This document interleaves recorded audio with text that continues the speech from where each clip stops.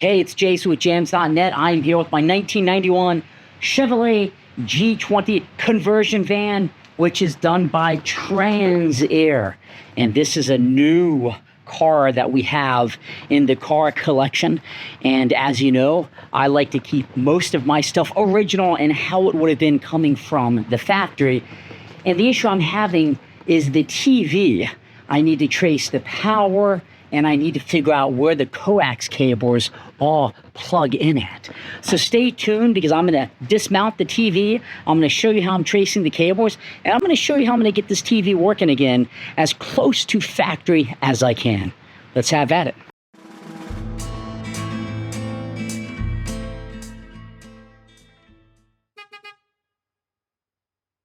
So this is the 91 G20 conversion van done by Trans-Aire, meaning they outfitted it so it could be slightly different if you're diagnosing your van, but it should be the same. So I've already done a little bit in here. I will show you. But the first challenge I was having was trying to figure out what cables to use. I wanted to know where these cables ran, and I wanted to know where these cables ran, because there was 4 coax ports. I'm going to be converting this cigarette to a standout outlet to power some devices.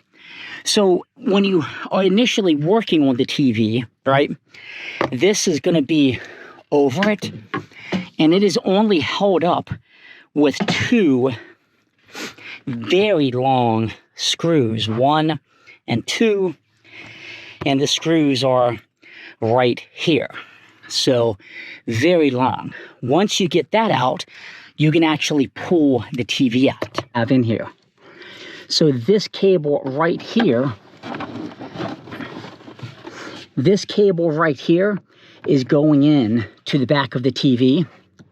There's all kinds of electrical things happening down there and crimps.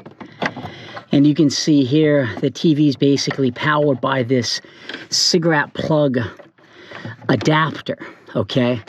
That's all hooked to the main control of this van, so then I can actually turn it off via the command center above the driver's seat. So hopefully this gives you a little bit of an input. This antenna is never going to actually pick up TV, especially nowadays with it being a digital broadcast. So that is what you're looking at back there. It is just a mess of cables, but I was able to then trace this, and I could determine where it was going, so then I can tap in to this and use that. So that is how I'm determining where the cable is going. These other cables seem to just be going to maybe, I don't know, maybe there's a CB or something back here at some point. But that gives you an idea of how easily you can actually look and trace cables and see what's happening. I'm holding this TV up just with my chest basically right now. I'm going to go ahead and put the TV back. So you can see I have the TV back. It kind of just nests here in this bottom nook. Looks like it's sitting a little bit crooked. So I'm going to lift it up and make sure it's actually seated. There we go. Now it's much better. You can see how it just sits in the bottom. Push it all the way back. But what I'm going to do is just make sure before I tighten everything back, I have power. And then you want to click TV up here. And that will allow me to make sure my TV, as you can see, does have power. So I'm going to put this wood plate back next. It is so hot in this van right now because I'm not trying to run the battery until, just to have it running. But you can see this plate, it just goes right back over. It kind of nests in there. Now you can tell I have the TV in too far. So I'm going to pull that TV out a little bit because I want it to be even with the plate. Okay, I think this is looking pretty good. And it's not going to come out because it catches that lip down at the bottom. That's how it's securing the TV. And these super long screws are what I'm going to use to basically hold that plate back in. Okay, so a new day, not nearly as hot, and I don't have my truck parked next to the van, so I can open up these doors a little bit more. So what you've seen me do so far is I have completely pulled the TV out. I traced the cables. I know this is the coax I need to use. That's going to the TV. And I know that that's the power adapter that's working. So what I want to talk about is the pieces that I'm going to attempt to use to actually make this work. So initially I had high hopes of using a Roku device. I was going to transmit HDMI to RF analog TV. So I'm going to first talk about the main things that you're going to need. First, you're going to need some type of inverter. This is a 300 watt power inverter. It will plug into the cigarette adapter, which is back there. And that's going to enable me to actually have power for the devices I intend to plug in. And you can see on the inverter here, this is a relatively inexpensive one. I think it was 29 bucks. It's giving me 2 outlets and 2 2.4 amp USB port chargers.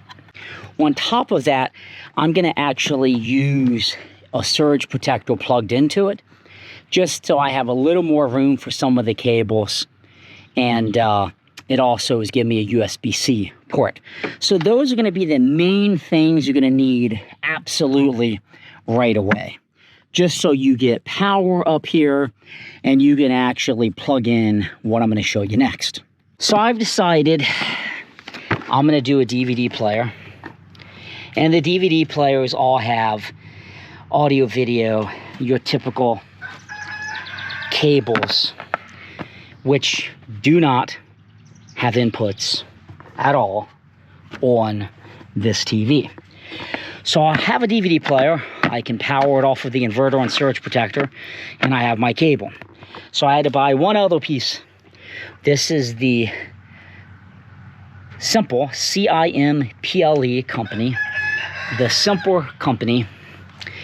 It's going to enable me to plug in my standard yellow video R and L AV cables. It's going to require power, and that will output it to coax.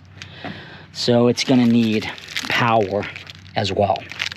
So what I'm going to do now is I'm going to hook up the power inverter.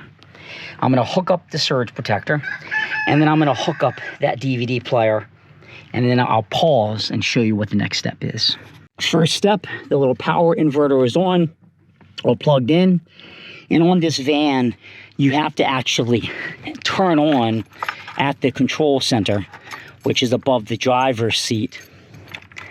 I'm just going to go here and cut this AC off. The AC is not actually working. Up here, you're going to have to click TV. And that's going to turn power on. And you can see that I have power on the inverter, and the TV will also have power. I am going to put a surge protector in here. So I'm going to tighten this cable up and plug it in right there. Okay, so I have the DVD player unpackaged. This is the Craig DVD player, and it was $29. Pretty simple. Power, and then your output cables there on the back. So not a lot going on. It comes with a controller, which they give you batteries, power cable, and then the audio video cables. So the next thing is going to be this. I thought it was the Simple company. I think it's pronounced like that, but It's spelled C-I-M-P-L-E. And this little device has power as well, but it's going to allow me to convert. So basically, these, I'll probably use these cables into the back, and then power for this device as well. So this is what it looks like hooked up. The DVD player, the power brick for the DVD player, the yellow, red, white down at the bottom. The left audio is white, the right audio is red, and the video is yellow. That's hooked up to the simple company device, yellow, red, and white. Power brick for that. And then that antenna, oh, sorry, the TV section here is where I'm going to plug it into, I believe. And that should allow me on channel 3 to see it. So let's give this a go. Okay, I don't know what to do here because it's not working. But if I hook up a standard VCR directly to it, everything functions. I'm a happy guy. It was a stupid mistake. I simply didn't have this tightened enough. So now everything should, in theory, be working. I should be able to use that little controller, the Craig controller, and I'm gonna navigate to play, enter. Let me cut this fan off back here.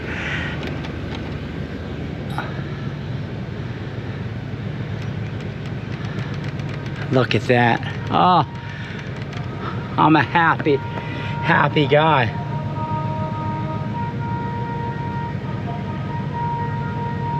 You don't even know how happy this makes me, just to be able to have something that's functioning the way it was supposed to. Makes me very, very, very happy. And thank you, Blockbuster, for the DVD. I paid, I think, like 99 cents when they were going out of business. That's a pretty good picture quality as well. All right, let me clean these cables up and we'll be good to go. So you can see I got some previews coming through here.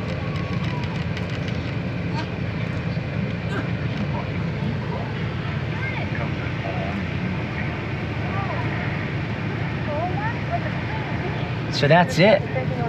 I now have movies via that Craig DVD player, and using that simple company device, I can basically shut my cabinet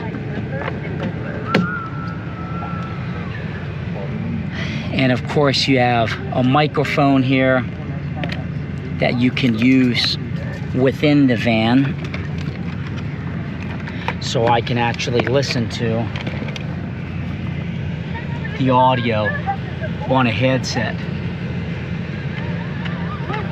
All right, it is all set up. I'm in the back of the van. These speakers I might upgrade, but I got a working TV in the 1991 Chevrolet G20 conversion van, using the adapters, the converters, and the power inverter.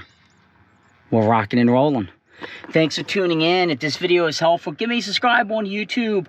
Lots of projects are going to be happening on this conversion van. I got a movie to watch. Check you later.